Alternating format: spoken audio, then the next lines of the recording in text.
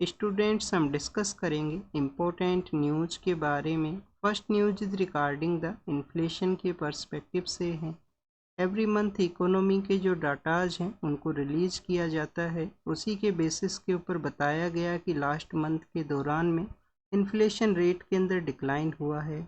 Inflation rate चाहे वो retail sector का हो या होलसेल सेक्टर का, बोथ के अंदर डिक्लाइन है, उसको ऑब्जर्व किया गया। स्टूडेंट्स अगर हम रिटेल सेक्टर के इन्फ्लेशन के बारे में डिस्कस करें तो प्रीवियस जो 77 मंथ हैं उनके कंपैरिजन के अंदर में one of the lowest rate है उसको ऑब्जर्व किया गया, जो कि प्रेजेंट समय के अंदर 2.1% है। रिटेल सेक्टर का जो रेट है उसको ऑब्जर्व किया जाता है कंज्यूमर प्राइस इंडेक्स के बेसिस पे। और आप देखिए कि कंज्यूमर प्राइस इंडेक्स को आरबीआई है वो भी कंसीडर किया करता है। रिजर्व बैंक ऑफ इंडिया का जो मॉनेटरी पॉलिसी कमेटी है, जिसके थ्रू आरबीआई को जो टूल्स हैं वो अवेलेबल हुआ करते हैं, जिसके थ्रू मार्केट के अंदर में इन्फ्लेशन रेट या मनी सप्लाई को कंट्रोल है वो उनके द्वारा किया जाता है। आप देखिए कि आरबीआई का भी एक मैंडेट है कि 4 ± 2 का जो रेंज है उस कैटेगरी के अंदर में उनको इन्फ्लेशन रेट है उसको कंट्रोल के अंदर रखना होता है। और प्रेजेंट समय के अंदर जो इन्फ्लेशन रेट है वो 2.1% है, जो कि उसी रेंज के अंडर में है। रिसेंटली आरबीआई के द्वारा मॉनेटरी पॉलिसी कमेटी का जो रेट्स हैं उनको भी चेंज किया गया था। आप देखिए कि जिसके थ्रू इंटरेस्ट रेट्स है उनको कम किया गया कि मार्केट के अंदर में मोर मनी का जो सप्लाई है वो हो सके, जिससे कि लोगों का जो कंजप्शन है वो वहाँ पे बूस्ट किया जा सके। नेक्स्ट अगर हम बात करें स्टूडेंट्स होलसेल प्राइस इंडेक्स के बारे में, जिसके थ्रू होलसेल का जो इन्फ्लेशन है उसको कैलकुलेट किया जाता है, तो उसके अंदर भी बताया गया कि प्रीवियस जो 20 मंथ है उनके कंपैरिजन के अंदर में one of the lowest rate है वो यहाँ पे ऑब्जर्व हुआ है। क्या मेन रीजन है जिसकी वजह से इन्फ्लेशन रेट है वो कंट्रोल हुआ? फर्स्ट तो आप देखिए कि जो फूड प्राइजेज हैं उसके अंदर में एक वन काइंड ऑफ कंट्रोल है वो ऑब्जर्व किया गया। फूड बास्केट के अंदर में एवरी प्राइस है वो डिक्लाइन हुआ है, चाहे वो वेजिटेबल का हो, पल्सेज का हो, स्पाइसेज का हो, या आप देखिए कि मीट का जो कंजप्शन जो किया करते हैं उसका भी प्राइस यहाँ पे डिक्लाइन हुआ। हेल्दी एग्रो प्रैक्टिस भी उसके बिहाइंड में एक मेन रीजन है। और आप देखिए कि प्रेजेंट समय में मानसून का भी अच्छा जो ऑब्जर्व किया गया है, तो एक्सपेक्ट किया जाता है कि आने वाले समय के अंदर में भी फूड का जो सेक्टर है, फूड का जो बास्केट है उसके अंदर इन्फ्लेशन रेट है वो इंक्रीज है वो नहीं होगा।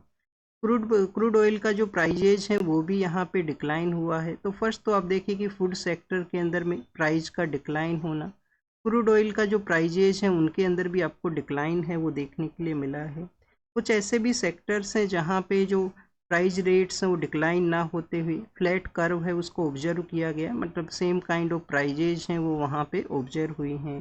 तो बेसिकली पान का जो सेक्टर है, पान जो कंज्यूम किया करते हैं, टोबैको है, इंटॉक्सिकेंट्स जो हैं जिन पर्सनस के द्वारा जिनको कंज्यूम किया जाता है, तो उन आइटम्स के बारे में भी यहाँ पे बताया गया है। एक बार इस रिटेल सेक्टर का जो कंज्यूमर प्राइस इंडेक्स है, होलसेल प्राइस इंडेक्स है, उसके बारे में हम यहाँ पे रीड कर लेते हैं। तो आप देखिए कि स्टूडेंट जो कंज्यूमर प्राइस इंडेक्स है वो किसके द्वारा रिलीज किया जाता है और होलसेल प्राइस इंडेक्स को किसके द्वारा रिलीज किया जाता है। कंज्यूमर प्राइस इंडेक्स है वो ministry of static and program implementation के अंदर में एक ऑफिस है, जिसको कि हम प्रेजेंट समय के अंदर एनएसओ के नाम से जाना करते हैं। अर्लियर फेज में इसका जो नाम है वो सीएसओ हुआ करता था, चीफ स्टैटिस्टिकल ऑफिस उसका जो नाम है वो हुआ करता था।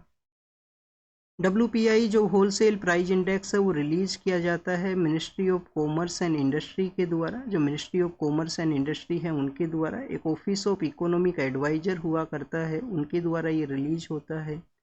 कंज्यूमर प्राइस इंडेक्स का जो बेस ईयर है वो क्या है? वो बेस ईयर है 2012। होलसेल प्राइस इंडेक्स का जो बेस ईयर है वो है 2011। 12 को यहाँ पे बेस ईयर रखा जाता है। जनवरी फरवरी के मंथ के समय हमने रीड किया था कि गवर्नमेंट के द्वारा एक कमेटी भी कॉन्स्टिट्यूट किया गया है, नीति आयोग के वर्किंग ग्रुप को लगाया गया था कि होलसेल प्राइस इंडेक्स का जो बेस ईयर है, जिसको कि प्रेजेंट समय में 2022 एंड 23 है, वो कर दिया जाए बेटर यहाँ पे ऑब्जर्वेशन के रिगार्डिंग में।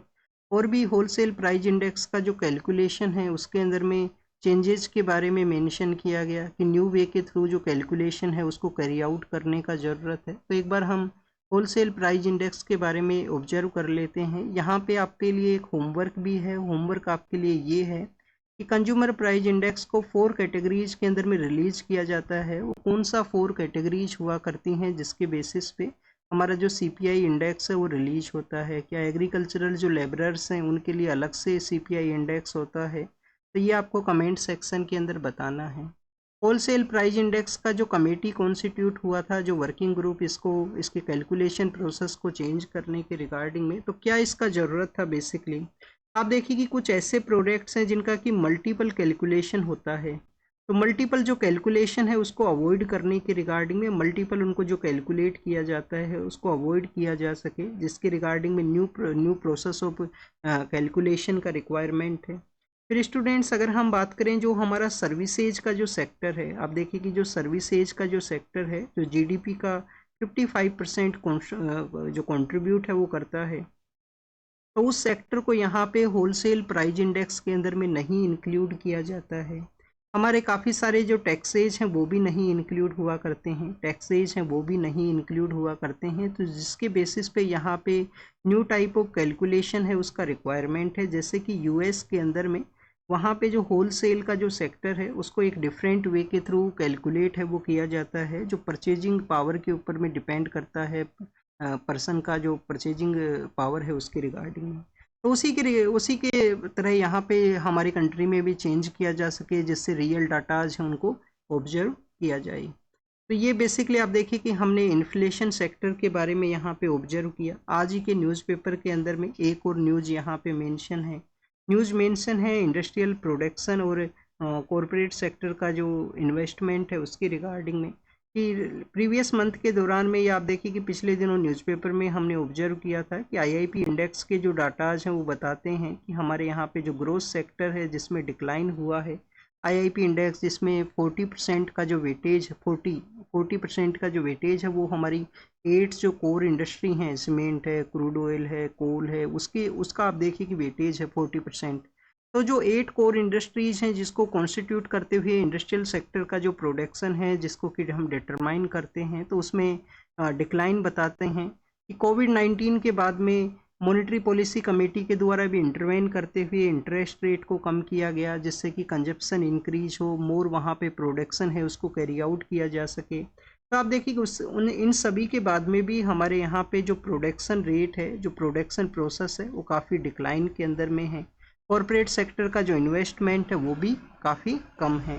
तो इसको कैसे चेंज किया जाए, इसको कैसे यहाँ पे बदला जा सके, उसके रिगार्डिंग में हमारे जो इकोनॉमिस्ट हैं कंटिन्यूस इसके डिस्कशन में हैं कि कैसे मार्केट के अंदर में मोर जो कंजप्शन है वो बूस्ट हो, मोर यहाँ पे प्रोडक्शन है उसको कैरी आउट किया जा सके। और ये जो डिस्टर्बेंस है कोविड-19 के बाद से रिवाइवल जिस फेज में होना चाहिए था उतना नहीं हो पाया। नेक्स्ट अगर हम बात करें स्टूडेंट जम्मू एंड कश्मीर के बारे में है, जम्मू एंड कश्मीर के बारे में आप देखिए कि ये एक इवेंट है 1931 के समय में 13 जुलाई इवेंट को हम एक बार डेट को फिर से देखते हैं। 13 जुलाई 1931 है जब जम्मू एंड कश्मीर के अंदर में डोगरा डायनेस्टी है उसका रूल हुआ करता था। तो डोगरा डायनेस्टी के अगेंस्ट में एक मूवमेंट होता है, लोग उसके अगेंस्ट में अपराइजिंग को कैरी आउट करते हैं। इस डे को बेसिकली जम्मू एंड कश्मीर के वहाँ पे एज ए शहीदी दिवस के रूप से ऑब्जर्व किया जाता था। 2019 के समय जम्मू एंड कश्मीर को बाइफरकेट करते हुए यूनियन टेरिटरी के रूप से सेटअप किया गया, 2 यूटीज हैं वो बनाई गई थी। और जो स्पेशल प्रिविलेज जो स्पेशल कुछ वहाँ पे जो प्रोसेस हुआ करता था आर्टिकल 370 के थ्रू, उसको भी आप देखिए कि null and void kind of situation है उसमें डिक्लेयर है वो कर दिया गया। तो 2019 के बाद में ये जो शहीदी दिवस है इसका भी जो ऑब्जर्वेशन है उसको भी वहाँ पे रिमूव कर दिया गया ऑफिशियली, जो गवर्नमेंट के जो कैलेंडर्स हुआ करते हैं। अभी उसी के रिगार्डिंग में LG का जो एडमिनिस्ट्रेशन है उनका डिसीजन के बाद में भी आप देखिए कि जो जम्मू एंड कश्मीर का जो लेजिस्लेटिव असेंबली है उनके जो चीफ मिनिस्टर हैं वो वहाँ पे जो शहीद हैं उनको अपना जो ट्राइब्यूट है वो अपना जो आप देखिए कि उनके द्वारा उनको याद किया गया, उनको अपना जो ट्राइब्यूट है वो पे किया गया। अगर हम बात करें इस इवेंट को जम्मू एंड कश्मीर का जलियांवाला बाग के रूप से भी कंसीडर किया करते हैं, तो एक बार हम जलियांवाला बाग के बारे में देखेंगे। जलियांवाला बाग का जो इंसिडेंट है वो कब होता है, 13 अप्रैल 1919 के समय वो होता है, जब आप देखिए कि सैफुद्दीन किचलू हैं और डॉक्टर सत्यपाल हैं, उनको पुलिस अरेस्ट कर लेती है। उसके अगेंस्ट में लोग एक प्रोटेस्ट करते हैं।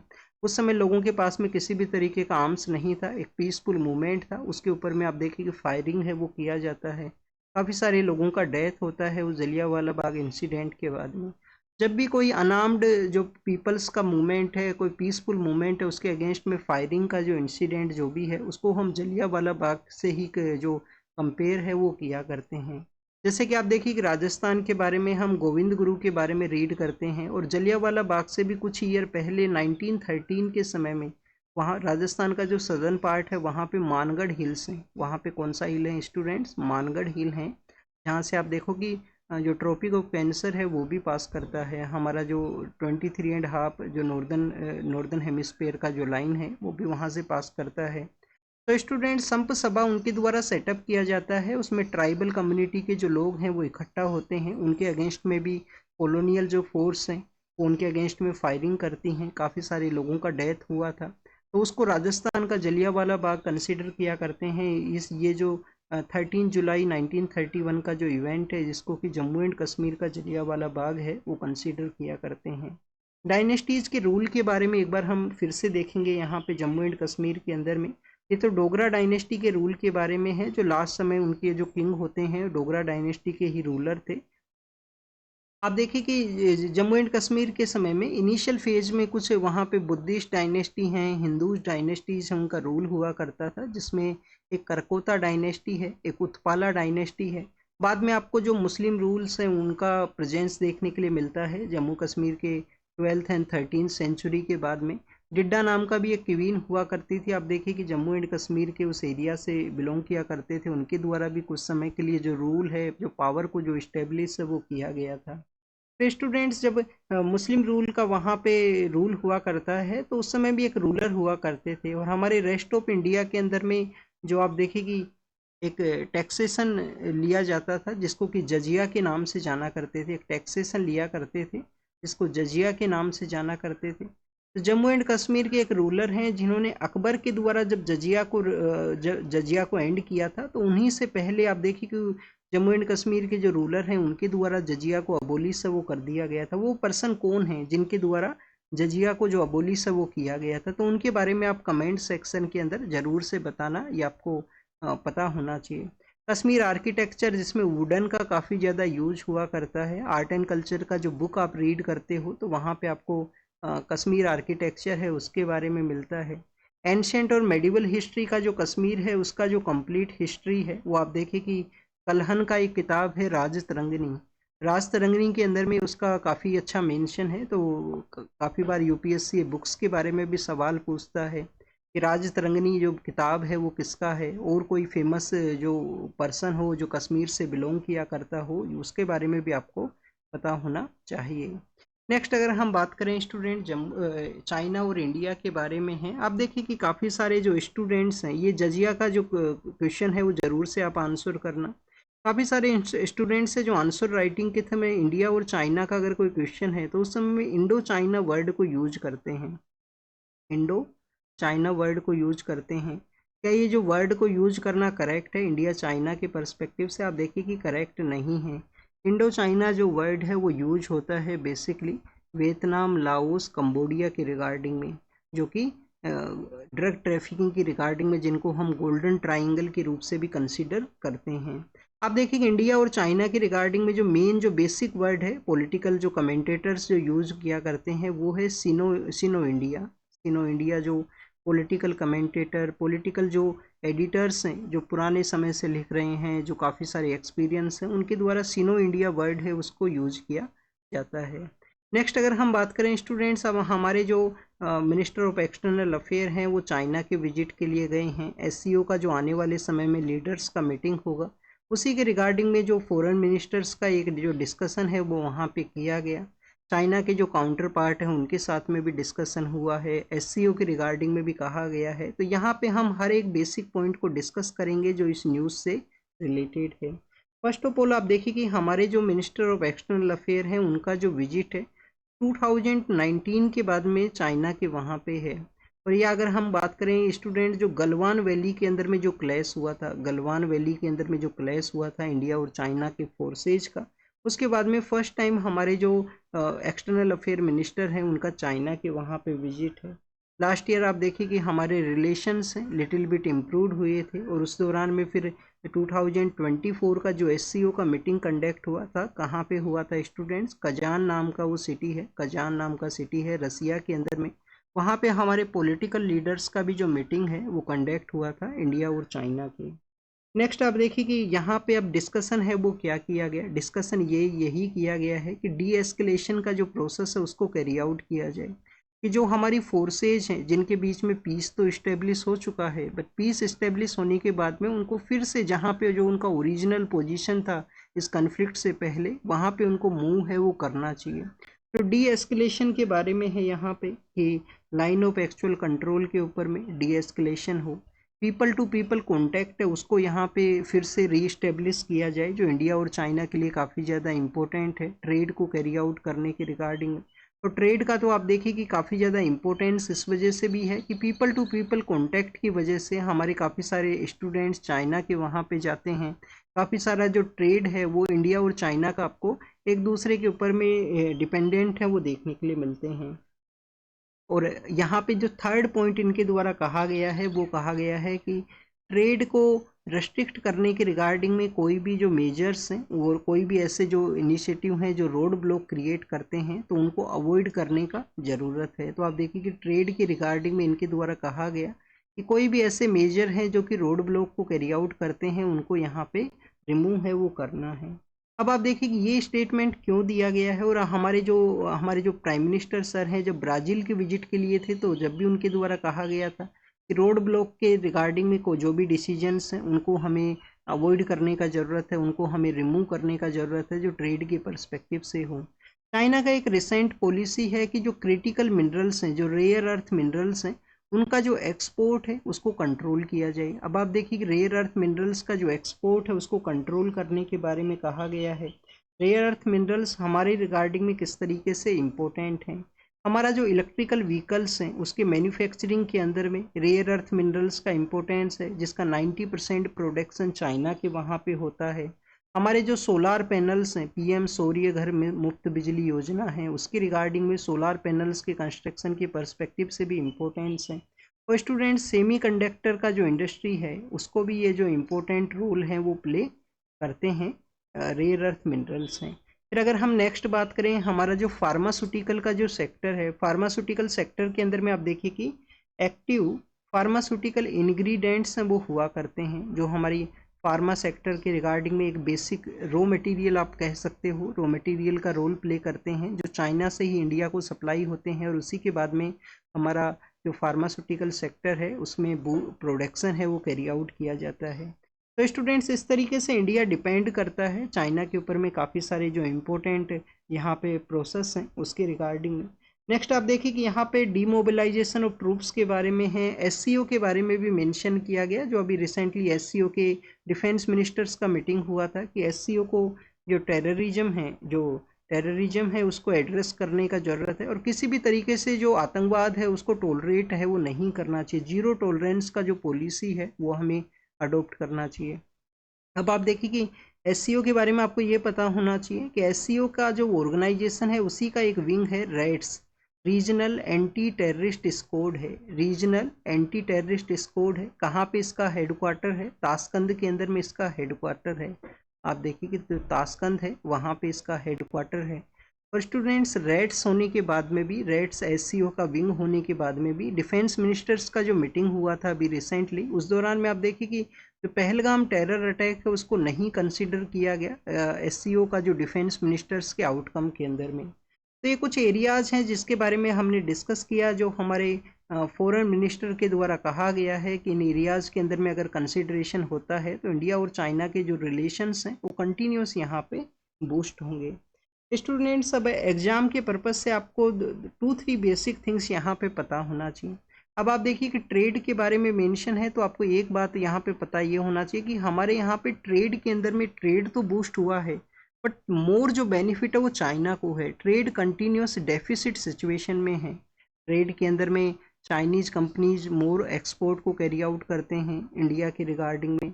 आप देखें कि बेसिक सा प्रोसेस आप देख लीजिए कि एक टॉयज का एक सेक्टर है, जो हम टॉयज जो कि बच्चों के बचपन में काम आते हैं, तो टॉयज का जो सेक्टर है उसके अंदर में भी चाइनीज कंपनीज का डोमिनेशन है कि हमारे जो ट्रेडिशनल टॉयज हुआ करते थे, हमारे पीएम सर काफ़ी बार बोलते हैं कि जो ट्रेडिशनल टॉयज हैं उनको आप यूज कीजिए, कि जो चाइनीज़ जो यहाँ पे प्लास्टिक टॉयज का जो इंडिया के अंदर में जो इंपोर्ट इंक्रीज हुआ है उनको जैसे कि रिड्यूस किया जा सके या उनको सब्जुगेट है वो किया जा सके। तो ये तो बेसिकली ट्रेड के बारे में है। ट्रेड का डेफिसिट काफ़ी ज़्यादा है, इंडिया के पक्ष में नहीं है। चाइना मोर इंडिया के अंदर में अपना जो एक्सपोर्ट है उसको कैरी आउट करता है। नेक्स्ट अगर हम बात करें स्टूडेंट्स, ट्रेड के अलावा आप देखिए कि direct flight, people to people contact के लिए डायरेक्ट फ्लाइट को फिर से रिज्यूम है वो किया जाए। हाइड्रोलॉजिकल डाटा शेयरिंग के बारे में भी है कि जो ट्रांस बॉर्डर रिवर्स हैं उसके रिगार्डिंग में हाइड्रोलॉजिकल डाटा है उसको शेयर किया जाएगा। इसको शेयर किया जाएगा स्टूडेंट, हाइड्रोलॉजिकल डाटाज हैं उसको शेयर किया जाएगा। ये बेसिकली ब्रह्मपुत्रा रिवर के बारे में है। ब्रह्मपुत्रा के वहाँ पे चाइना एक डैम का कंस्ट्रक्शन करना चाहता है, और आप देखिए कि वो डैम इतना लार्जर लेवल के ऊपर में है जिसमें फ्लड की भी कंसर्न है कि जब मानसून के समय सरप्लस वाटर रिसीव करता है रिवर सिस्टम, तो उस दौरान में अगर वहाँ से भी वाटर रिलीज होता है तो बेसिकली आप देखिए कि जो flood situation north eastern part of India में क्रिएट हो सकता है। इसके अलावा डेफिसिट का जब समय है, जब कम समर का जब समय है, तो उस दौरान में आप देखिए कि अगर वाटर सप्लाई को वहाँ पे डिफ्लेक्शन होता है तो उस दौरान में भी इम्पैक्ट करेगा हमारे वाटर का जो डिमांड है उसके पर्सपेक्टिव से। तो ये हाइड्रोलॉजिकल डाटा शेयरिंग के बारे में भी यहाँ पे डिस्कशन है वो हुआ है। नेक्स्ट अगर हम बात करें students, line of actual control के वहाँ पे डी एस्केलेशन एंड डीमोबिलाइजेशन का मेंशन है। गलवान वैली को अभी हमने डिस्कस किया कि गलवान वैली के क्लैश के बाद में, तो आपको इंडिया और चाइना का जो बॉर्डर डिस्टेंस है वो आपको पता होना चाहिए। टोटल इंडिया और चाइना का जो बॉर्डर है वो कितना है, 3488 किलोमीटर, 3488 किलोमीटर। अभी रिसेंटली कौन से ऐसे एरिया हैं जिसके रिगार्डिंग में जो मेजरली जो कन्फ्लिक्ट है वो हुआ था, जो मेजरली कन्फ्लिक्ट हुआ था, तो सपोज कीजिए स्टूडेंट्स ये मैप है, सपोज कीजिए ये तिब्बत का एरिया है। वैसे तो आप देखिए कि इस लाइन के रिगार्डिंग में भी डिफरेंसेज है, एक जॉनसन लाइन है, जो अदर लाइन है वो डिफरेंट लाइन है। इंडिया जिस लाइन को कंसिडर करता है उसको चाइना नहीं करता, चाइना जिसको करता है उसको इंडिया रिकॉग्नाइज है वो नहीं करता है। बट जो प्लेसेज हैं वो आपको ज़रूर से पता होने चाहिए जहाँ पे कन्फ्लिक्ट है वो देखने के लिए मिला था। सबसे नॉर्दर्न पार्ट के अंदर में जो एरिया है उसका नाम, उसको हम जाना करते हैं दौलत बेग ओल्डी। स्टूडेंट्स क्या नाम है, ये नाम से क्वेश्चन आपसे पूछ लिया जाएगा तो आपको ये पता होना चाहिए, दौलत बेग ओल्डी। दौलत बेग ओल्डी आप देखिए कि हाईएस्ट, एक काफ़ी ज़्यादा हाइट के ऊपर में इंडिया का एक स्ट्रिप है जिसको इंडिया यूज करता है अपने फ्यूचर जो प्लेन्स हैं, फ्यूचर के जो प्लान्स है उसके रिगार्डिंग में। उसके कम्प्लीटली सदर्न के अंदर में प्लेन एरिया है जिसको कि हम जानते हैं देपसांग प्लेन के नाम से। किसके नाम से जानते हैं स्टूडेंट, देपसांग प्लेन्स के नाम से जानते हैं। फिर उसके कंप्लीट सदर्न के अंदर में एक एरिया है जिसको हम गलवान के नाम से जानते हैं, और ये जो गलवान वैली का जो क्लैश हम कंसीडर करते हैं ये इसी एरिया के अंदर में हुआ था। फिर गलवान वैली के सदर्न पार्ट के अंदर में आप देखिए कि जो प्लेस न्यूज़ में था वो था हॉट स्प्रिंग, वो था हॉट स्प्रिंग। फिर इसके भी कंप्लीट सदर्न के अंदर में फिर स्टूडेंट्स यहाँ पे है प्योंगयांग सो लेक, जो प्योंगयांग सो लेक है, प्योंगयांग सो लेक है। और आप देखिए कि ये कैसा लेक है, सैलाइन लेक है। एक तो ये सैलाइन लेक है, सैलाइन लेक के बाद में आप देखिए कि विंटर के समय ये कम्प्लीटली फ्रीजिंग सिचुएशन में होता है, और फ्रीजिंग सिचुएशन के अलावा इंडिया और चाइना का जो बाउंड्री है वो भी ये क्रिएट करता है। तो बाउंड्री वाटर बॉडी है बेसिकली प्योंगयांग सो जो लेक है। तो ये इंडिया और चाइना के बारे में था। ये प्लेसेज एक बार प्रैक्टिस कर लेना, रफ मैप के ऊपर प्रैक्टिस कर लेना अगर आपको नहीं पता है तो। एक आप देखिए कि हमारा जो सिनेमा का जो सेक्टर है उसका एक इम्पोर्टेंट सुपरस्टार थे सरोजा देवी, उनका डेथ हुआ है। इन्होंने कन्नड़ जो कि कर्नाटका के वहाँ पे मेजरली बोली जाती है, तमिल जो कि तमिलनाडु के वहाँ पे है, तेलुगु है, और हिंदी मूवीज़ के अंदर भी अपना जो रोल है वो प्ले किया था, तो उनका डेथ हुआ है, उसी के बारे में यहाँ पे मेंशन है। ये जो तीनों लैंग्वेज हमने यहाँ पे मेंशन किया, हिंदी लैंग्वेज नहीं है, इसके अलावा जो तीनों कन्नड़ जो लैंग्वेज है, तमिल लैंग्वेज जो कि तमिलनाडु के वहाँ पे है, और तेलुगु जो कि बेसिकली आंध्र प्रदेश एंड तेलंगाना के वहाँ पे बोला करते हैं। तीनों लैंग्वेज क्लासिकल लैंग्वेज हैं। क्लासिकल लैंग्वेज आपको पता ही होंगे, 5 नई लैंग्वेज ऐड की गई हैं। पहले कुछ लिमिटेड लैंग्वेज, फोर लैंग्वेज तो सदर्न इंडिया से होती थी, और उसके अलावा 2 लैंग्वेज, एक ओडिया और संस्कृत हुआ करती थी। अभी 5 नया लैंग्वेज ऐड कर दिया गया है। पाली है, प्रकृत है, आसामीज है, बंगाली है और मराठी लैंग्वेज है। अब आप देखिए कि बिहार में इलेक्शन है। बिहार में एक डिमांड था कि वहाँ पे जो मिथिला का जो लैंग्वेज है, मैथिली जो लैंग्वेज है, उसको भी रिकॉग्नाइज कर दिया जाए as a classical language.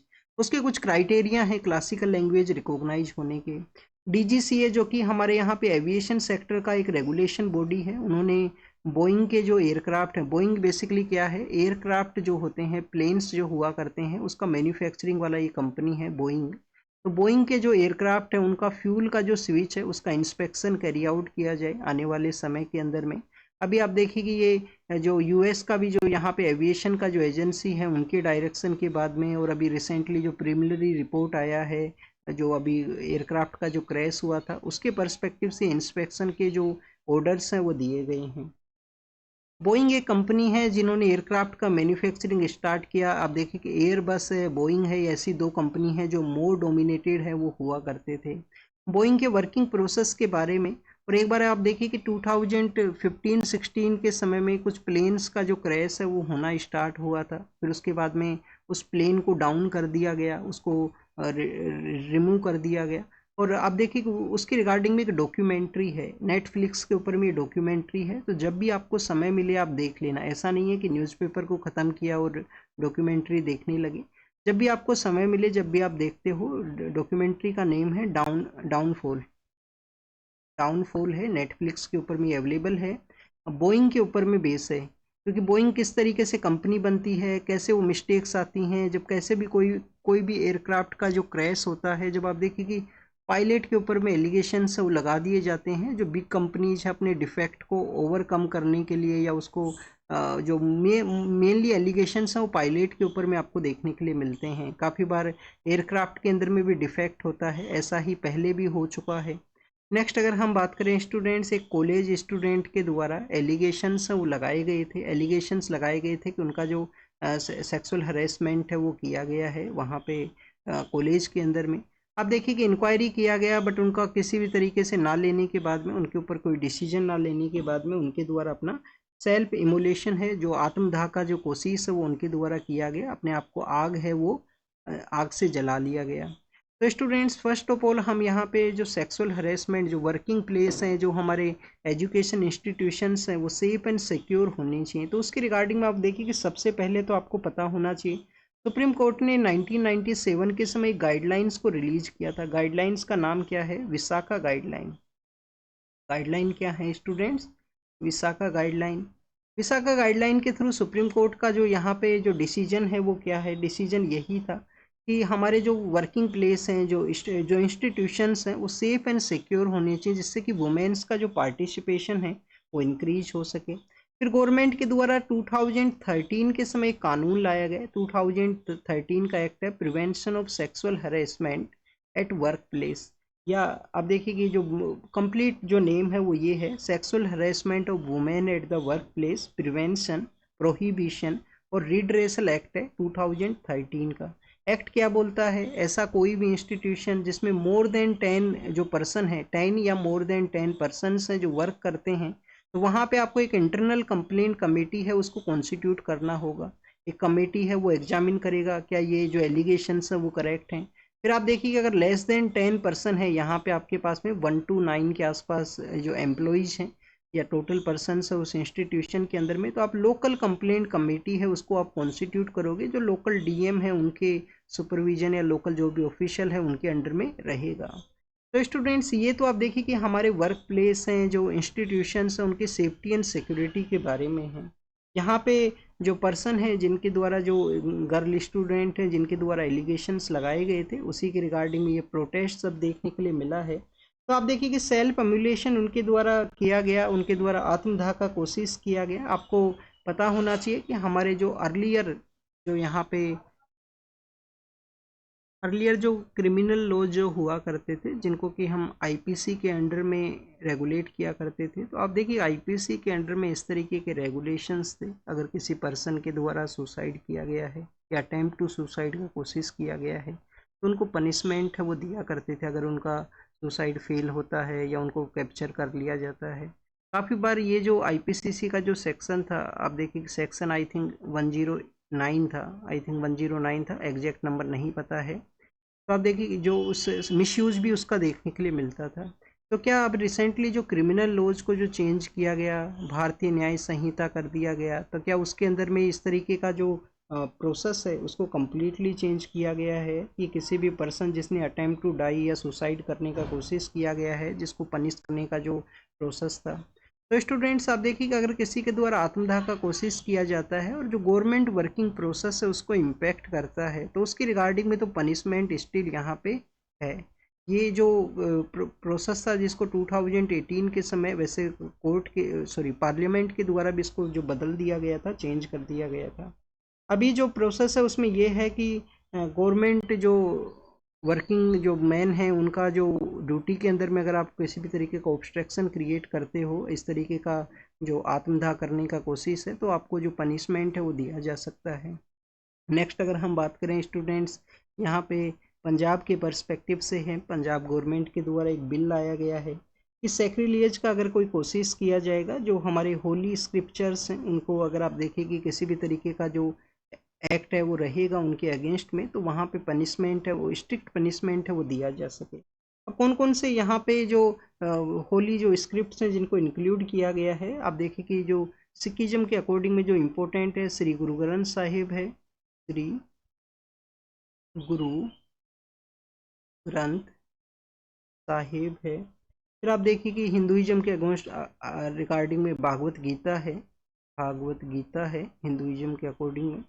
Students अगर हम बात करें क्रिश्चियनिटी या जो इस्लाम है उनके अकॉर्डिंग में, आप देखिए कि कुरान शरीफ है, होली बाइबल है जो क्रिश्चियनिटी के अकॉर्डिंग में है, और अदर जो इम्पोर्टेंट यहाँ पे जो सेक्रेड जो बुक्स हैं जो इम्पोर्टेंट हैं किसी भी रिलीजन के अकॉर्डिंग में, तो उनके रिगार्डिंग में अगर कोई भी स्ट्रिक्ट कोई भी एक्शंस होता है, कोई भी उसको डैमेज करने का कोशिश किया जाता है, तो उसके रिगार्डिंग में स्ट्रिक्ट एक्शंस वो लिए जाएंगे। पंजाब गवर्नमेंट के द्वारा जो बिल है उसको टेबल किया गया। पहले वहाँ पे पंजाब के अंदर में एक इंसिडेंट है वो भी देखा गया था, ऐसा पिछले प्रीवियस ईयर्स के अंदर में, काफ़ी पहले 7 to 8 ईयर पहले वहाँ पे ऐसा इंसिडेंट है कुछ हुआ था, जिसको हिंदी में इस जो वर्ड है उसका मीनिंग है बेअदबी करने का जो कोशिश है वो किया जाना। नेक्स्ट आप देखिए कि मैरिज एज ए इंस्टीट्यूशन के बारे में है, दो न्यूज़ यहाँ पे मेंशन है। एक न्यूज़ है बॉम्बे हाई कोर्ट का जो बेंच है उनके द्वारा इसको ऑब्जर्व किया गया कि जो मैरिज एज ए इंस्टीट्यूशन है वो एक one kind of sacred institution है। सेक्रेड इंस्टीट्यूशन है, इसको किसी भी तरीके का जो लीगल बैटल है उसके अंदर में इन्वॉल्व करते हुए आप देखिए कि उस इंस्टीट्यूशन को डैमेज करने का जो कोशिश है वो ना किया जाए। जो मैट्रिमोनियल लॉज हैं उनका मिसयूज है वो ना रहे। जो मैट्रिमोनियल लॉज हैं जिसमें वुमेन को कुछ प्रोटेक्शन प्रोवाइड किया गया है, उनका मिसयूज है वो ना देखने के लिए मिले। तो स्टूडेंट्स आप देखिए कि मैरिज एज ए इंस्टीट्यूशन के ही बारे में फिर एक और न्यूज़ ये है, डोरी के जो डेथ है जो इंडिया में देखने के लिए मिलती हैं। अब देखिए एलिगेशंस है तो उसके ऊपर में आप डाउट भी कर सकते हो कि हो सकता है कि फेक एलिगेशन हो वहाँ पे कि मेरे ऊपर पनिशमेंट करने का कोशिश किया गया, डोरी का डिमांड किया गया, या कोई अदर वहाँ पे एलिगेशंस हैं। पर डोरी से रिलेटेड जो यहाँ पे जो दहेज से रिलेटेड जो डेथ है वो तो कंप्लीट एज ए एग्जाम्पल को शो करती हैं कि यहाँ पे जो पनिशमेंट है वो वुमेन के अगेंस्ट में देखने के लिए मिलता है। तो डोरी के जो केसेज हैं जो डेथ है उसमें लॉन्ग जो इन्वेस्टिगेशन है वो काफ़ी लंबा देखने के लिए मिलता है। कन्विक्शन रेट है वो काफ़ी रेयर है, काफ़ी कम केसेस के अंदर में कन्विक्शन रेट है। तो स्टिल ये आप देखिए कि जो यहाँ पे कुछ राइट्स अवेलेबल हैं, कुछ यहाँ पे प्रोसेस है उसका भी जो एडमिनिस्ट्रेटिव प्रोसेस है, जो कंप्लीट प्रोसेस है, वही आप देखिए कि यहाँ पे पनिशमेंट का जो वर्क है उसको शो करता है। तो as a marriage as a institution अगर आपके पास में सोशोलॉजी ऑप्शनल है, अगर आपके पास में एंथ्रोपोलॉजी ऑप्शनल है, तो आपसे क्वेश्चन पूछे जा सकते हैं। जीएस पेपर 1 के अंदर में भी आपसे सवाल हो सकते हैं, क्योंकि सोशल का जो पार्ट है जीएस पेपर 1 के अंदर में है कि किस तरीके से मैरिज एज ए इंस्टीट्यूशन को जो स्पेशल प्रिविलेज अवेलेबल हैं वो इम्पैक्ट करने लगे हैं। काफ़ी बार मैट्रिमोनियल लॉज हैं उनका मिसयूज होने लगा है। और कैसे आप देखिए कि यहाँ पे लॉज का प्रेजेंस होने के बाद में भी डोरी की जो डेथ है उसके अंदर में लॉन्ग इन्वेस्टिगेशन जो प्रोसेस है वही पनिशमेंट के रूप से दिखने लगा है, और रेट ऑफ कन्विक्शन है वो काफ़ी लो है। ऐसे क्या रीजन है? तो ऐसे इस बोथ डायमेंशन के अंदर में इन लॉज को आप प्रिपेयर करना, क्योंकि क्वेश्चन आपसे पूछे इसी तरीके से जाएंगे। नेक्स्ट अगर हम बात करें आपको बेसिक जो मैरिज इंस्टीट्यूशंस के जो बेसिक हैं कि हमारे यहाँ पे मैरिज का जो प्रैक्टिस है वो कैसा होता है, पैट्रियार्कल सोसाइटी है क्या, हमारे कंट्री के अंदर में मैट्रियार्कल सोसाइटी भी है कहाँ जहाँ पे मदर हैं वो डोमिनेट होती हैं फैमिली स्ट्रक्चर के अंदर में। तो आप देखिए कि मैट्रियार्कल सोसाइटी हमारे ट्राइबल सेक्शंस के अंदर में बिलोंग किया करती हैं। हमारे काफ़ी सारे ऐसे ट्राइबल्स कम्युनिटीज़ हैं जहाँ पे आपको मैट्रियार्कल सोसाइटी देखने के लिए मिलेगी। इवन ट्राइबल कम्युनिटीज़ के अंदर में आपको ये भी देखने के लिए मिलेगा कि वुमेन के अगेंस्ट में जो क्राइम है, क्राइम का जो रेट है वो काफ़ी कम है वहाँ पे। नेक्स्ट अगर हम बात करें स्टूडेंट्स काजीरंगा के बारे में है। काजीरंगा देखिए कि वहाँ पे 2-3 काइंड ऑफ आपको जो डिफरेंट जो इकोलॉजिकल कंडीशंस हैं वो देखने के लिए मिलती हैं। तो काजीरंगा के बारे में ऑब्जर्व ये किया गया है जो ग्रासलैंड का वहाँ पे है, स्पेशली जो वेट ग्रासलैंड उनको हम कंसीडर करते हैं, क्योंकि हमारे कंट्री का जो ड्राई ग्रासलैंड का एरिया है वो तो गुजरात और राजस्थान के एरिया के अंदर में है। तो जो वेट ग्रासलैंड का जो एरिया है जो वहाँ पे जो बर्ड्स का प्रेजेंस कैसा है उसका एक सर्वे कंडक्ट हुआ। सर्वे के अंदर में बताया गया कि जो राइनोज के अलावा जो काजीरंगा राइनोज के लिए काफ़ी ज़्यादा फेमस है, वहाँ पे बर्ड्स का जो डाइवर्सिटी है वो भी काफ़ी अच्छा ऑब्जर्व है वो हुआ है। इसमें यही बताया गया है कि आप देखिए कि कुछ तो ऐसी भी बर्ड्स हैं जो कि क्रिटिकली एंडेंजर्ड हैं, जिसमें बंगाल फ्लोरिकन है उसका वहाँ पे प्रेजेंस है। क्रिटिकली एंडेंजर्ड जो बर्ड है बंगाल फ्लोरिकन उसका भी प्रेजेंस है। एक बर्ड है जो कि वहाँ पे एंडेंजर्ड है जिसको फोटो के अंदर में शो किया गया है। अपना जो नेस्ट है जो उनका घोंसला है वो काफ़ी अच्छे से प्रिपेयर करते हैं ग्रास को यूज करते हुए। तो आप देखिए कि इनको फिन वीवर के नाम से भी जानते हैं, फिन्स वीवर के नाम से भी जाना करते हैं। ये जो बर्ड है उसका भी वहाँ पे काफ़ी अच्छा प्रेजेंस है। और कुछ 40 के आसपास वल्नरेबल कैटेगरी का जो बर्ड है वो बताई गई है। ग्रासलैंड के ऊपर में आप देखिए कि जो बर्ड स्पीसीज हैं वो डिपेंड करती हैं वहाँ पे प्रेजेंस हुआ करती हैं। ब्रह्मपुत्र फ्लड प्लेन्स है उसके अंदर भी बर्ड्स का जो प्रेजेंस है उसको ये शो है वो करता है। अगर हम बात करें काजीरंगा के बारे में तो वहाँ पे ग्रासलैंड है, फॉरेस्ट लैंड है, वेटलैंड है। तो इस तरीके का जो कंडीशंस है उनका अवेलेबिलिटी है। काजीरंगा राइनोज के लिए फेमस है। वन हॉर्न राइनो, आप देखिए कि राइनो कभी हमारे कंट्री के अंदर में हमारे इस सब कॉन्टिनेंट जो बोला करते हैं इंडिया पाकिस्तान जो अफगानिस्तान और इंक्लूड करते हुए बांग्लादेश का जो एरिया है, तो बताते हैं कि बाबर जब इंडिया के लिए आता है, बाबर का जो बुक है बाबरनामा, तो बाबरनामा में बताते हैं कि पेशावर के आसपास बाबर के द्वारा एक राइनो है उसको हंट किया जाता है। तो डेट मीन्स कि हमारे यहाँ पे राइनो है वो उनका प्रेजेंस है। इंडस वैली सिविलाइजेशन का जो सील्स हैं वहाँ पे भी आप राइनो का जो प्रेजेंस देखते हो। डेट मीन्स कि इंडस वैली का जो एरिया है वहाँ पे भी राइनोज का प्रेजेंस था। और प्रेजेंट समय में अगर हम राइनोज के प्रेजेंस के बारे में बात करें, हमारा जो north eastern part of India है या ईस्टर्न पार्ट ऑफ इंडिया है वहाँ पे ही इनका प्रेजेंस है। दूधवा नेशनल पार्क उत्तर प्रदेश का जो कि तराई के रीजन के अंदर में है, वहाँ पे मैक्सिमम इसका वेस्टर्न एक्सटेंशन है राइनोज का प्रेजेंट समय के अंदर में। काजीरंगा 3-4 डिस्ट्रिक्ट्स के अंदर कुछ डिस्ट्रिक्ट्स में अपना एरिया शेयर करता है। तो आप देखिए कि काजीरंगा के बारे में वहाँ पे बताया ये गया है कि 4 इम्पोर्टेंट रिवर वहाँ से फ्लो करती हैं। जो ब्रह्मपुत्रा रिवर है वो उसके नॉर्दर्न और ईस्टर्न पार्ट का बाउंड्री है उसको क्रिएट करता है। कुछ रिवर वहाँ पे हैं, मोरू ढीपलो है, मोरू धानसरी है, ऐसी कुछ रिवर हैं वो भी वहाँ से फ्लो हैं वो करती हैं काजीरंगा से। नेक्स्ट अगर हम बात करें स्टूडेंट्स उड़ीसा के पर्सपेक्टिव से हैं। अब आप देखिए उड़ीसा के रिगार्डिंग में यहाँ पे जो रेयर अर्थ मिनरल्स हैं, जो रेयर अर्थ मिनरल्स हैं उसी के बारे में एक एडवर्टाइजमेंट है वो पब्लिश हुआ है। फर्स्ट ऑफ ऑल गवर्नमेंट का जब भी एडवर्टाइजमेंट होता है 2 ही जो पर्सन है उनका फ़ोटो यूज किया जाता है। आप देखिए कि क्या तो चीफ मिनिस्टर का फ़ोटो रहेगा, प्राइम मिनिस्टर का फ़ोटो रहेगा, या आप देखिए कि जो स्टेट के अंदर में जो गवर्नर हैं और सेंटर के अंदर में जो हमारे जो हेड ऑफ द जो कंट्री हैं प्रेसिडेंट, इनके अलावा जो CGI हैं चीफ जस्टिस ऑफ इंडिया, ऐसे 5 फोटोज़ हैं उन्हीं को यूज किया जाएगा गवर्नमेंट एडवर्टाइजमेंट के अंदर में। ये common chaos versus union of India का केस है, जिसमें सुप्रीम कोर्ट ने इन गाइडलाइंस को अप्रोच है वो किया था कि कंप्लीट गवर्नमेंट का फ़ोटो आप नहीं यूज कर सकते हो। अगर उनको आप यूज करोगे तो आप देखिए कि डेट उसके अगेंस्ट में जो पेटिशन है वो फाइल हो सकता है। आप पब्लिसिटी के लिए गवर्नमेंट के जो एडवर्टाइजमेंट है उनको नहीं यूज कर सकते। अपना सीएम के फेस को यूज कीजिए, जो कि गवर्नमेंट को आप देखिए कि मेन लीडर होता है, और उसके बाद में वो अपना जो पॉलिसी है उसको कैरी आउट कीजिए।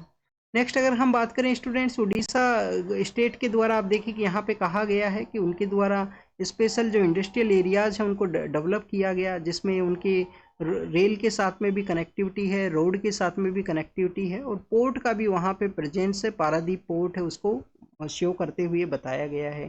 कुछ रेयर अर्थ मिनरल्स हैं उसके बारे में मेंशन है। तो रेयर अर्थ मिनरल्स हैं जिसमें आप देखिए कि इल्मेनाइट है, रूटाइल है, जिरकोन है, या इनका जो प्रेजेंस है वो बताया गया है। हमारे कंट्री के अंदर में क्या रेयर अर्थ मिनरल्स हैं उनका प्रेजेंस हुआ करता है। तो आप देखिए कि जो रेयर अर्थ मिनरल्स के बारे में अगर हम प्रोडक्शन के पर्सपेक्टिव से डिस्कस करें तो सबसे ज़्यादा तो चाइना का प्रेजेंस, सबसे ज़्यादा किसका है स्टूडेंट, चाइना का है। फिर आप देखिए कि यूनाइटेड स्टेट ऑफ अमेरिका है, वहाँ पे भी कुछ रेयर अर्थ मिनरल्स मिलते हैं। फिर म्यांमार के अंदर में है, आप देखिए कि म्यांमार के अंदर में काफ़ी बार एलिगेशंस हैं कि वॉर के सिचुएशन के अंदर में चाइना अपना जो वर्क है उसको कैरी आउट करता है, जो रेयर अर्थ मिनरल का एरिया है उसको कैप्चर किया गया है उनके द्वारा। फिर स्टूडेंट्स फोर्थ नंबर के ऊपर है ऑस्ट्रेलिया। ऑस्ट्रेलिया के अंदर में रेयर अर्थ मिनरल्स का काफ़ी अच्छा प्रोडक्शन है। और फिफ्थ नंबर के ऊपर में है नाइजीरिया। आप देखिए कि हमारे पीएम सर प्रीवियस मंथ के दौरान में, जनवरी फरवरी के दौरान में नाइजीरिया के वहाँ पे विजिट के लिए गए थे। तो इसी वजह से अफ्रीकन जो कंट्रीज हैं वहाँ पे आने वाले फ्यूचर के रिगार्डिंग में, फ्यूचर का एनर्जी सोर्स के रूप से हैं वो, वहाँ पे काफ़ी सारे सोर्सेज का वहाँ पे अवेलेबिलिटी है। तो ये तो हमने डिस्कस किया कि स्टूडेंट्स इन कंट्रीज़ के अंदर में रेयर अर्थ मिनरल्स का काफ़ी अच्छा प्रोडक्शन है। कुछ रेयर अर्थ मिनरल्स इंडिया के यहाँ पे बताए गए हैं, उनका प्रोसेस उड़ीसा के वहाँ पे होता है, वहाँ पे उनका प्रेजेंस है, और क्रिटिकल हैं काफ़ी सारे जो नया जो इंडस्ट्रीज हैं उनके डेवलपमेंट के रिगार्डिंग में। स्टूडेंट्स अब यहाँ पे आप देखिए कि रेयर अर्थ मिनरल्स कौन से होते हैं। रेयर अर्थ मिनरल होते हैं 17 मिनरल्स हैं जो क्रिटिकल हैं एनर्जी सिक्योरिटी या न्यू टेक्नोलॉजी डेवलपमेंट के लिए। हमारा जो मिसाइल गाइडेंस सिस्टम है, आकाश है, अस्त्रा है, उसका भी आप देखिए कि आकाश और अस्त्रा, उसका भी जो डेवलपमेंट है, जो प्रोडक्शन है, उसके लिए रेयर अर्थ मिनरल्स का इम्पोर्टेंस है। नेक्स्ट अगर हम बात करें हमारी गवर्नमेंट के द्वारा क्या कोई मिशन चलाया गया है, नेशनल क्रिटिकल मिनरल मिशन है, नेशनल क्रिटिकल मिनरल मिशन है, गवर्नमेंट के द्वारा लॉन्च किया गया था, जिसमें आप देखिए कि जियोलॉजिकल सर्वे ऑफ इंडिया को यहाँ पे समय दिया गया है कि 1200 के आसपास एक्सप्लोरेशन है geological survey of India carry out करेगा। जियोलॉजिकल सर्वे ऑफ इंडिया कौन सा मिनिस्ट्री के अंडर में आता है, क्या मिनिस्ट्री ऑफ माइंस के अंडर में है, इसको एक बार आप देखना। नेक्स्ट अगर हम बात करें स्टूडेंट्स, यहाँ पे केरल के बारे में है, केरल के बारे में कहा गया है सुप्रीम कोर्ट के द्वारा। आप देखिए कि गवर्नर के जो एक्शंस है उसके अगेंस्ट गवर्नर के द्वारा जो असेंट दिया जाता है या उसको रेफर कर दिया जाता है प्रेसिडेंट को, ये जो प्रोसेस है वो कौन से आर्टिकल के अंदर में मेंशन है, आर्टिकल 200 के अंदर में और आर्टिकल 201 के अंदर में, कि जो स्टेट के जो बिल्स हैं उनको असेंट देना है या उस बिल को फिर से रेफर कर देना है प्रेसिडेंट को। तो ये जो प्रोसेस है उसके रिगार्डिंग में तमिलनाडु के द्वारा एक पेटिशन फाइल हुआ था। तमिलनाडु की इस पेटिशन के अंदर में सुप्रीम कोर्ट ने 3 मंथ का एक टाइम पीरियड बताया कि 3 मंथ के अंदर में आपको बिल को अगर आप पास नहीं करोगे तो डीम्ड कैटेगरी के अंदर में उसको जो पास है वो मान लिया जाएगा, कि उसको ऑटोमेटिकली जो पास है वो मान लिया जाएगा। 3 मंथ का टाइम पीरियड प्रेसिडेंट और गवर्नर को यहाँ पे इस जजमेंट के बाद में देखने के लिए मिलता है। एक कॉन्स्टिट्यूशनल बेंच बनाई जाए, ऐसा डिमांड है गवर्नमेंट का कि यहाँ पे कॉन्स्टिट्यूशनल बेंच है वो इस इम्पोर्टेंट इशू है उसको डील करे। केरल के द्वारा भी उसी रिगार्डिंग में जो पेटिशन फाइल किया गया था, अब उनके द्वारा विड्रोवल किया गया है, तो उसको विड्रोवल को यहाँ पे सुप्रीम कोर्ट ने ऑब्जर्व किया कि उसको वो रिड्यूस है वो नहीं कर सकते, कि उनका विड्रोवल ना किया जाए। तेलंगाना और आंध्र प्रदेश 2013-14 के समय तेलंगाना क्रिएट होता है आंध्र प्रदेश से ही अलग होके। आप देखिए आंध्र प्रदेश भी क्रिएट हुआ था जब पोटी श्रीमालू डिमांड करते हैं कि हमको अलग से स्टेट बनाया जाए तेलुगु स्पीकिंग पीपल्स का। तो स्टूडेंट्स आंध्र प्रदेश और तेलंगाना जहाँ पे कृष्णा और गोदावरी रिवर फ्लो करती हैं, कृष्णा और गोदावरी रिवर का वाटर शेयरिंग है वो किया जाए सही से, मोर डिमांड है यहाँ पे तेलंगाना का कि अच्छे से जो मोर वाटर है वो उनको मिल सके। तो उसी के रिगार्डिंग में दिल्ली के अंदर में जो मिनिस्टर हैं हमारे जल शक्ति के, उनके साथ में आप देखिए कि मीटिंग को कैरी आउट किया जाएगा। एक तो आपको पता होना चाहिए कि इंटर स्टेट वाटर डिस्प्यूट के बारे में हम रीड करते हैं। इंटर स्टेट वाटर डिस्प्यूट के बारे में जब हम रीड करते हैं तो कौन सा आर्टिकल आपके लिए इम्पोर्टेंट है? आर्टिकल 262। आर्टिकल 262 आपको पता होना चाहिए, जो इंटर स्टेट वाटर डिस्प्यूट के रिगार्डिंग में है। हमारे कंट्री में अगर 12 मेजर रिवर्स हैं, 12 मेजर रिवर्स के ऊपर में आप देखिए कि 8 या 9 रिवर्स ऐसा है जिनके ऊपर में आपको इंटर स्टेट वाटर डिस्प्यूट है वो हुआ करता है। एक स्टेट डिमांड करेगा कि मोर वाटर उनकी रिगार्डिंग में यहाँ पे रिलीज हो। कृष्णा और गोदावरी मेजर रिवर हैं आंध्र प्रदेश एंड तेलंगाना का। और भी काफ़ी सारी नदियां हैं, लिफ्ट इरिगेशन है, सरप्लस वाटर को शेयरिंग का है कि छोटी छोटी नदियां हैं उसमें वाटर को शेयर किया जाए। अभी हम डिस्कस करेंगे इन रिवर्स के ओरिजिन के बारे में। कृष्णा नदी है वो कहाँ से ओरिजिनेट करती है? आपको एक तो ज्योग्राफी का बेसिक तो पता होगा कि हमारी जो मेजरली रिवर है, पेनिनसुलर जो मेजरली रिवर्स हैं जो वेस्टर्न पार्ट से ओरिजिनेट करती हैं, क्योंकि हमारा जो इंडियन प्लेट का कोलिजन हुआ था तो उसकी वजह से टिल्ट आपको देखने के लिए मिलता है। टिल्ट है और टिल्ट होने की वजह से आप देखें कि वेस्ट से ओरिजिनेट करती हैं और ईस्टर्न पार्ट के अंदर में उनका फ्लो है वो हुआ करता है। तो कृष्णा रिवर है वो ओरिजिनेट करती है महाबलेश्वर से। कहाँ से ओरिजिनेट करती है स्टूडेंट्स? महाबलेश्वर। महाबलेश्वर कहाँ है? महाराष्ट्र के अंदर में। अब आपको एक बात पता होना चाहिए कि एक सिटी है महाबलीपुरम, जो पल्लवा डायनेस्टी के लिए इम्पोर्टेंट है, जिसको कि ममल्लापुरम के नाम से भी जानते हैं। तो आप देखिए कि महाबलीपुरम नाम का जो सिटी है वो तमिलनाडु के अंदर में है, मद्रास के नॉर्दर्न पार्ट के अंदर में सिचुएटेड है महाबलीपुरम। और महाबलेश्वर है वो महाराष्ट्र के अंदर में है। तो सिमिलर नाम है बट अलग अलग जगह पे ये सिचुएटेड है। कृष्णा रिवर ओरिजिनेट करती है। गोदावरी रिवर के बारे में अगर हम डिस्कस करें तो गोदावरी रिवर है वो ओरिजिनेट करती है स्टूडेंट्स, इसी के पास में एक जगह है त्रिम्बकेश्वर नासिक, जो कि कुंभ का मेला भी ऑर्गेनाइज होता है नासिक के अंदर में। तो जो त्रिम्बकेश्वर नाम की जो जगह है, त्रिम्बकेश्वर नासिक, वहाँ से ओरिजिनेट करती है। क्या ओरिजिनेट करती है स्टूडेंट्स? गोदावरी। तो ये बोथ रिवर्स हैं, ये पता होना चाहिए, इन्हीं के वाटर शेयरिंग का डिमांड है। नेक्स्ट अगर हम बात करें स्टूडेंट्स, हमारे यहाँ पे जजेज का जो अपॉइंटमेंट है जजेज के थ्रू ही हुआ करता है, बट सेंटर के द्वारा उनका अप्रूवल किया जाता है। एक बार जो कोलेजियम सिस्टम है उन जजेज को डिसाइड करता है। तो हमारे यहाँ पे जजेज का अपॉइंटमेंट जजेज के थ्रू ही है। कभी कभी डिमांड होता है कि जज का जो अपॉइंटमेंट है सेपरेट एक ट्रांसपेरेंट प्रोसेस के थ्रू होना चाहिए। बट यहाँ पे जो कोलिजियम के अंदर में जो सीजीआई की लीडरशिप के अंदर में बनता है, जो डिफरेंट जजेस केस के थ्रू इवोल्व हुआ है, फर्स्ट जज केस है, सेकंड जज केस है और थर्ड जज केस के थ्रू, जिसमें यही कहा गया है कि मेरिट को वो कंसीडर करते हैं। बट आप देखना कि इसी के रिगार्डिंग में काफ़ी सारे ऑब्जेक्शन है, सवाल हैं, वो भी होते हैं। समय समय पे गवर्नमेंट के भी सवाल होते हैं। गवर्नमेंट के द्वारा एनजेएससी को प्रपोज किया गया था national judicial appointment commission, but उसमें गवर्नमेंट के द्वारा अपॉइंट करने वाले पर्सन्स का प्रेजेंस था, तो जिसको कोर्ट ने आप देखिए कि ऑब्जर्व किया गया कि इंडिपेंडेंस ऑफ जुडिशरी है उसको ये हार्म करता है। अभी आप देखिए कि गवर्नर्स के अपॉइंटमेंट के बारे में भी एक न्यूज़ था, जिसमें लद्दाख के जो एलजी हैं उनको अपॉइंट किया गया है आज ही के न्यूज़पेपर के अंदर में। गवर्नर का जो अपॉइंटमेंट प्रोसेस है, गवर्नर का अपॉइंटमेंट सेंटर के द्वारा, ये जो प्रोविजन है कॉन्स्टिट्यूशन के अंदर में कि सेंटर अपॉइंट करेगा गवर्नर को, ये कहाँ से हमने लिया है, किस कॉन्स्टिट्यूशन से हमने लिया है? अगर आपको ये नहीं पता है तो आप लक्ष्मीकांत का बुक अगर रीड करते हो, चैप्टर 3 के अंदर जाके जो टेबल्स मेंशन है वहाँ पे सोर्स, इंडियन कॉन्स्टिट्यूशन के कुछ प्रोविजंस के जो सोर्स हैं उनको रीड कर लेना। और आप होमवर्क के अंदर में बताना इंडिपेंडेंस ऑफ जुडिशरी का जो प्रोसेस है वो हमने कहाँ से लिया है, क्या हमने यूएस कॉन्स्टिट्यूशन से ये प्रोसेस को कैरी आउट किया है, तो ये बात बताना। इंटीग्रेटेड जुडिशरी है क्या हमारे यहाँ पे, या हमारे यहाँ पे सेपरेट जुडिशरी का एग्जिस्टेंस है, ऐसी ऐसी जो बेसिक जानकारी है वो आपको होना चाहिए। नेक्स्ट आप देखिए कि नमीशा प्रिया जो इंडियन ओरिजिन का नर्स हैं यमन के, वहाँ पे यमन में रूल है होती रेबल्स का। तो कहाँ पे हैं जो नमीशा प्रिया है वो कहाँ पे हैं?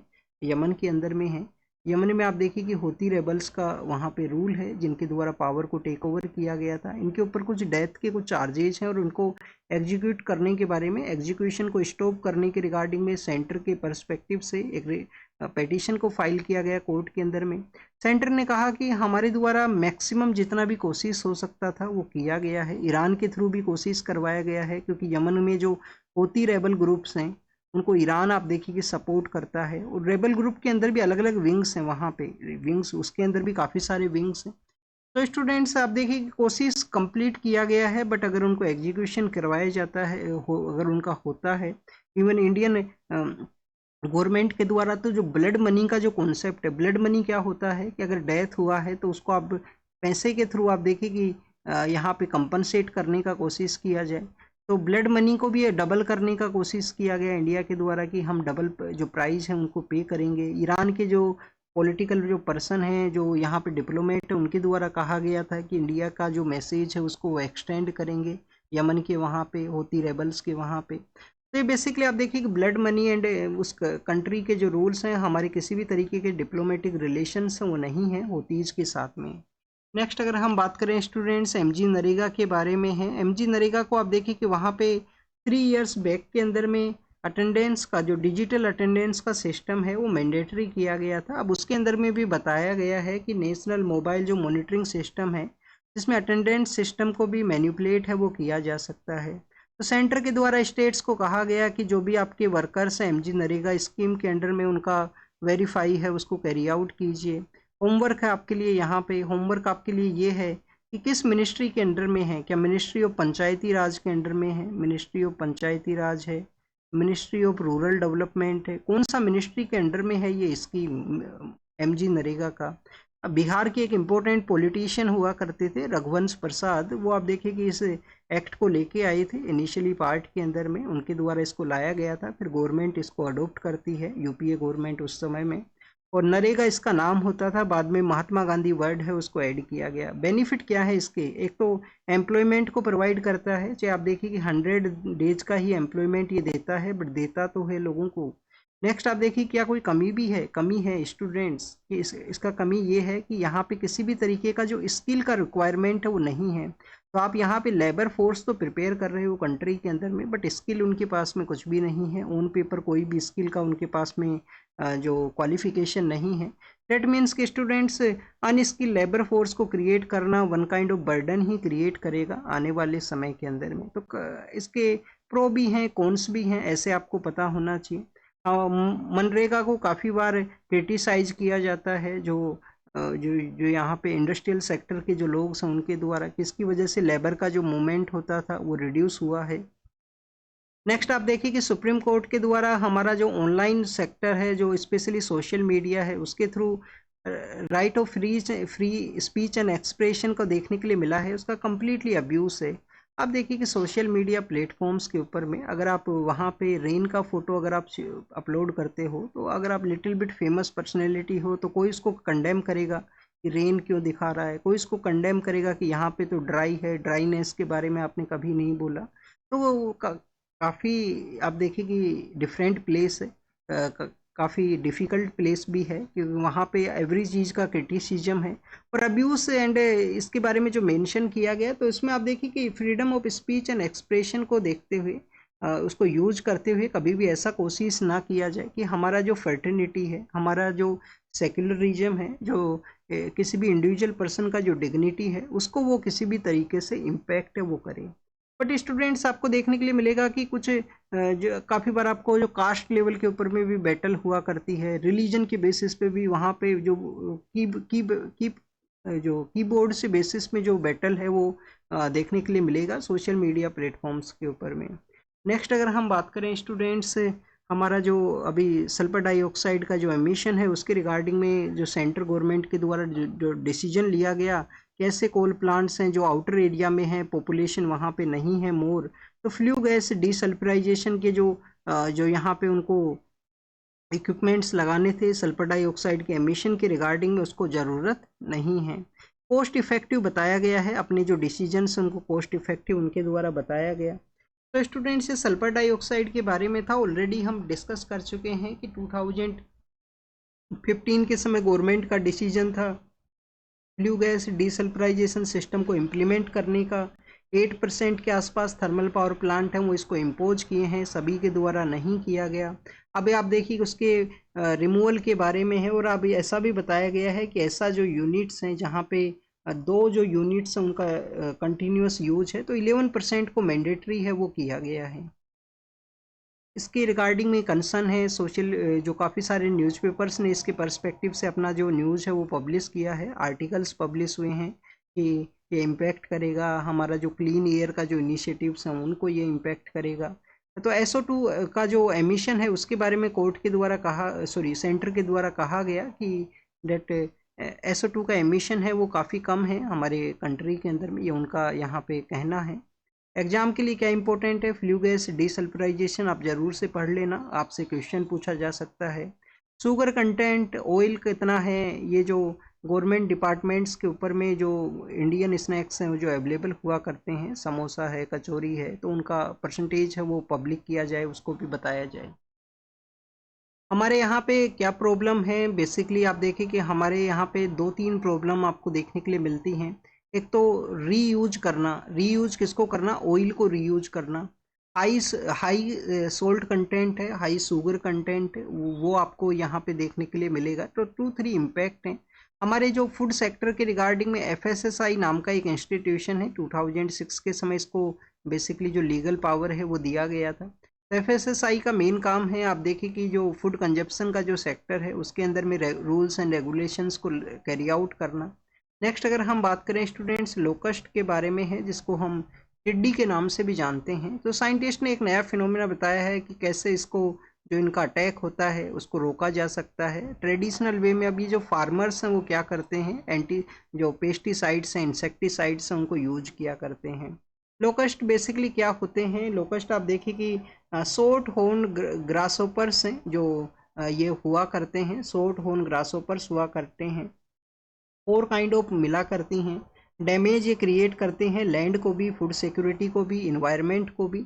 और अगर लार्जर लेवल के ऊपर में इनका अटैक होता है तो हेक्टेयर्स ऑफ जो क्रॉप है उसको ये डैमेज कर देते हैं ओवर द डे के अंदर में, एक ही दिन में उसको कम्प्लीटली ख़त्म करेंगे। कोविड-19 के समय काफ़ी सारी जो टिड्डी हैं वो आने को देखने के लिए मिला था, स्पेशली वेस्टर्न जो पार्ट हैं हमारे कंट्री के वेस्टर्न स्टेट्स हैं वहाँ पे। नेक्स्ट आप देखिए कि हमारे कंट्री में 4 टाइप का पाया जाता है, एक डेजर्ट है, एक माइग्रेटरी टिड्डीज हैं, माइग्रेटरी जो डेजर्ट जो टिड्डी हैं जो लोकस्ट हैं वो 1 काइंड ऑफ डेंजरस हैं वो हुआ करती हैं। फिर माइग्रेटरी हैं, बॉम्बे हैं, और ट्री काइंड ऑफ लोकस्ट हैं वो भी मिलती हैं, तो 4 काइंड का मिला करती हैं। नेक्स्ट अगर हम बात करें, एक आप देखिए कि एक बर्ड स्पीसीज के बारे में है जो कहाँ पे मिला करता था, न्यूजीलैंड के वहाँ पे मिला करता था। अभी उसको फिर से लाया जाए, उसको रिवाइव किया जाए, जो मोए नाम से जो यहाँ पे बर्ड स्पीसीज है, ये बर्ड स्पीसीज का नाम है। कैसा होता था, ओस्ट्रिच अगर आपने देखा है, जो शतुरमुर्ग जो होता है ना जिसका लार्जेस्ट एग हुआ करता है, ओस्ट्रिच, ओस्ट्रिच काइंड ऑफ ये बर्ड होता था, बट आप देखिए कि फ्लाइट लेस आपको देखने के लिए मिलेगा। कैसा होता था, फ्लाइट लेस ये हुआ करता था। ओस्ट्रिच काइंड ऑफ बर्ड है, म्याऊ मियाऊ इसका नाम है, जो न्यूजीलैंड में मिला करता था।